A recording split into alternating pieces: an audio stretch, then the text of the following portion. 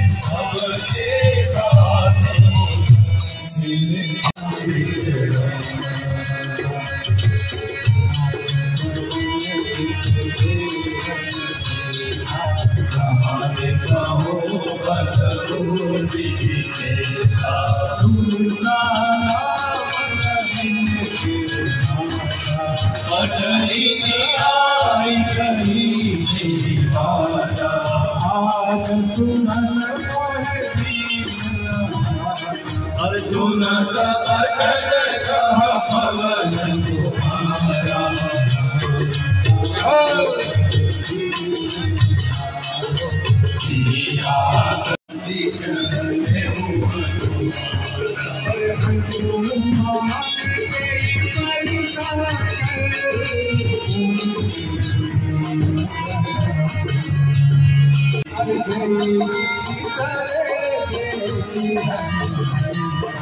Hare